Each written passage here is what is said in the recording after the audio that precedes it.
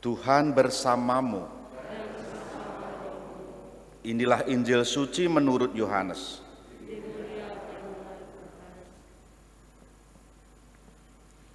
Sekali peristiwa, berangkatlah Yesus dari Samaria ke Galilea, sebab ia sendiri telah bersaksi bahwa seorang nabi tidak dihormati di negerinya sendiri. Tiba di Galilea, Yesus disambut karena orang telah melihat segala sesuatu yang dikerjakan Yesus di Yerusalem pada pesta itu, sebab mereka sendiri pun ikut ke pesta itu. Maka Yesus kembali ke Kana di Galilea, di mana ia membuat air menjadi anggur. Dan di Kafarnaum ada seorang pegawai istana yang anaknya sedang sakit. Ketika mendengar bahwa Yesus telah datang dari Yudea ke Galilea, pergilah pegawai itu menemui Yesus dan minta agar Yesus datang menyembuhkan anaknya, sebab anaknya hampir mati. Maka kata Yesus kepadanya, "Jika tidak melihat tanda dan mukjizat, kamu tidak percaya." Pegawai itu berkata, "Tuhan, datanglah sebelum anakku mati." Kata Yesus kepadanya, "Pergilah, anakmu hidup." Orang itu percaya akan kata-kata Yesus lalu pergi. Ketika masih di tengah jalan, para hamba datang kepadanya membawa kabar bahwa anaknya hidup. Ia bertanya kepada mereka, "Pukul berapa anaknya mulai membaik?" Jawab mereka, "Kemarin siang pukul 1 demamnya hilang." Maka teringatlah ayah itu bahwa saat itulah Yesus berkata, "Anakmu hidup." Maka ia pun percaya, ia dan seluruh keluarganya. Dan itulah tanda kedua yang dibuat Yesus ketika pulang dari Yudea ke Galilea. Demikianlah sabda Tuhan. Saudari-saudara yang dikasihi Tuhan, selamat pagi, berkah dalam. Hampir sering terjadi, ya selama saya menjadi imam ya mungkin 99% lah, menjumpai pengalaman orang meminta minyak suci. Orang meminta minyak suci, pengurapan orang sakit itu untuk orang lain. Paling dekat itu panti rini itu, perawatnya meminta, keluarganya memintakan, dan jarang sekali, bahkan mungkin 1-2 kali dengan sendiri mengatakan, "Romo, saya minta suci." Untuk siapa? Untuk saya sendiri. Jarang. Biasanya ngono kuwi, biasanya kalau seperti itu malah tidak sabri, ini sehat-sehat itu. Ya mungkin 99% selama saya menjadi imam. Dan 100% tidak ada jenazah yang meminta kepada saya untuk diberkati. Biasanya yang memintakan adalah ketua lingkungannya. Atau malah besok, wah kalau saya jadi jenazah tak minta berkat dari Romo Dadang, ora iso ngomong. Biasanya kalau testimoni bisa. Besok kalau saya mati yang memberkati Romo A, B, C, D itu ada yang seperti itu dan itu terjadi. Nah, saudari-saudara terkasih, baik minyak suci maupun pemberkatan jenazah selalu orang lain yang memintakan. Saya mencoba menangkap Injil yang kita dengar melalui kisah yang saya ceritakan tadi.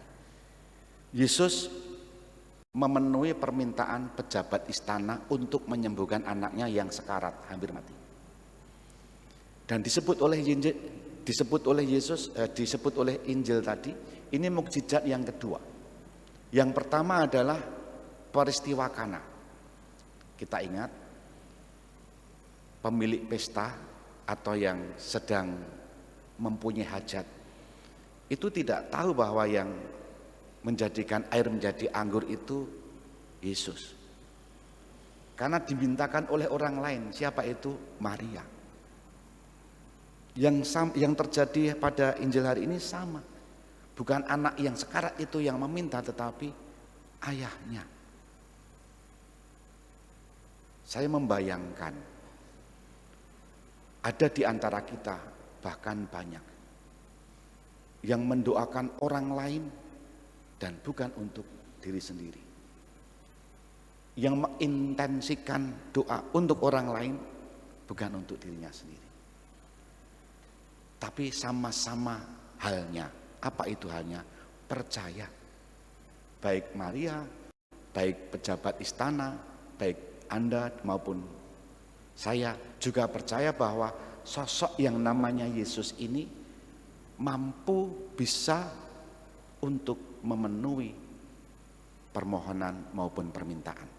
Syaratnya apa? Jelas, percaya.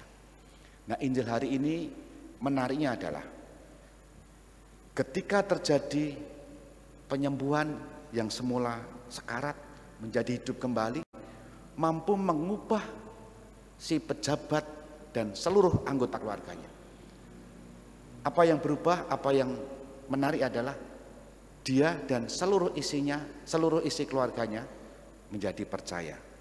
Disebut begini, maka ia pun percaya, ia dan seluruh keluarganya. Tidak lagi memandang Yesus sebagai pembuat mukjizat, tetapi memandang Yesus sebagai pribadi yang pantas dipercayai, yang layak diimani. Minggu yang lalu kami para Romo menerima calon-calon baptis yang sudah disiapkan oleh para katekis. Ada sekitar 23 atau 24 baptisan baru untuk malam Paskah. Kami wawancarai, dan mereka yang saya wawancarai pengalamannya unik-unik mengapa menjadi Katolik. Dan saya makin percaya bahwa Tuhan selalu bekerja sepanjang zaman untuk membuat orang-orang percaya kepada Yesus. Jalannya macam-macam, kisahnya unik, dan makin percaya bahwa Yesus mampu menyelamatkan. Tidak hanya mampu, bisa menyelamatkan untuk kita semua. Maka moga-moga bacaan hari ini mengingatkan kita, satu, Yesus bukan hanya pembuat mukjizat seperti yang dipercaya orang-orang pada zamannya, tetapi pribadi yang mampu menyelamatkan seseorang maupun seluruh anggota keluarga yang percaya kepadanya. Kita mohon rahmat, semoga banyak orang yang juga tertarik kepada pribadi Yesus ini. Kita hening sejenak.